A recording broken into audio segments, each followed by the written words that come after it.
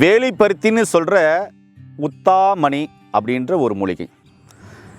இதுக்கு என்ன மாதிரியான குணங்கள் இருக்குன்னா, பேரலைஸ் உள்ளவங்களுக்கு அற்புதமாக வேலை செய்யக்கூடிய மருத்துவ குணம் இதுக்கு நிறைஞ்சிருக்கு. கர்ப்பப்பையில் இருக்கிற கட்டிகளை கரைக்கிறதுக்கு இதில் மருத்துவ குணங்கள் இருக்குது. சரி, ஓகே, இதெல்லாம் ஒரு பக்கம் இருக்கட்டும். இப்போ நாம் இன்றைக்கி பேச போகிறது என்ன, ஆஸ்துமா, வீசிங், சைனஸ் பிரச்சனை உள்ளவங்களுக்கு இந்த இலைச்சாறை எடுத்து ஒரு 5 ml அளவு எடுத்து நார்மலாக ஒரு 100 ml தண்ணியில் கலக்கி பெப்பர் தூள், சீரகத்தூள் போட்டு காலை சாப்பிட்ட பின்னாடி ஒரு 50 ml டம்ளரில் கலக்கி தினமும் குடிச்சிட்டு வரலாம். குடிச்சிட்டு வந்தோம்னா ஆஸ்துமா, வீசிங், சைனஸ் சம்மந்தமான பிரச்சனை உள்ளவங்களுக்கு மிக அற்புதமாக வேலை செய்யும்.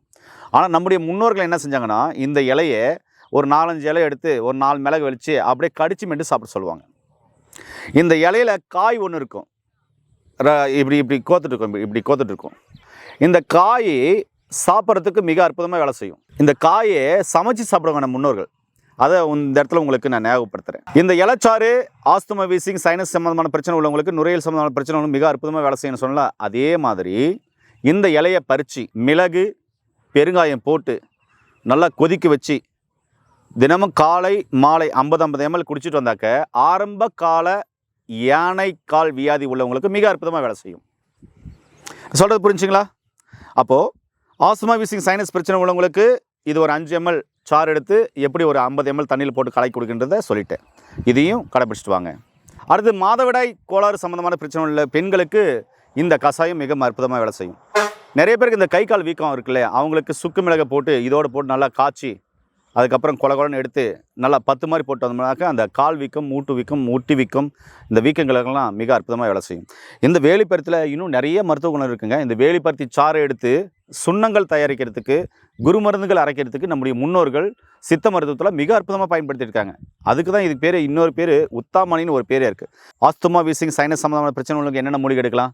ஆடதோடு எடுக்கலாம், மூக்கரட்டை எடுக்கலாம், துளசி எடுக்கலாம், வில்வம் எடுக்கலாம், முசுகை எடுக்கலாம், இது மாதிரி உத்தாமணி எடுக்கலாம். இது மாதிரி கூட்டுக்கீரைகளாக போட்டு நல்லா கொதிக்க வச்சு அதில் மிளகு, சீரகம், மஞ்சள் போட்டு நல்லா கொதிக்க வச்சு அந்த சாறை சூப்பு வடிவில் எடுத்து நீங்கள் தொடர்ந்து குடிச்சிட்டு வரும்போது உங்களுக்கு ஆஸ்துமா, வீசிங், சைனஸ் சம்மந்தமான பிரச்சனைகளுக்கு மிக அற்புதமாக வேலை செய்யும். இதோட தூதுவளை, கண்டங்கத்திரி இதெல்லாம் சேர்த்துனீங்கன்னா மிக அற்புதமாக வேலை செய்யும். இதெல்லாம் அந்த காலத்தில் சூப்பாக எடுத்து நம்முடைய முன்னோர்கள் பயன்படுத்தினாங்க. அதனால தான் சொல்ல வரேன். இதோட காயை பொரியல் செஞ்சு சாப்பிட்டாங்க. அதையும் ஒரு வீடியோவில் போட்டிருக்கேன், அதையும் பாருங்கள். அதனால் உத்தாமணி மிகவும் அற்புதமான மூலிகை.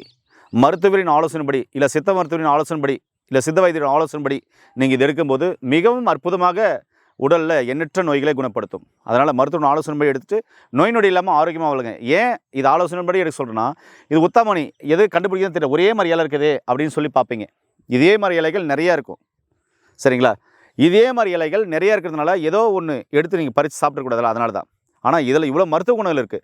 நீங்கள் அருகில் சித்தா டாக்டரின் ஆலோசனைப்படி எடுக்கும்போது மிக சிறப்பாக வேலை செய்யும். இது முன்னோர்கள் நார்மலாக இதனுடைய காயை பொரியலாக செஞ்சு சாப்பிட்டாங்க, பழக்கம் இருக்குது, நாங்களும் சாப்பிட்ருக்கோம்.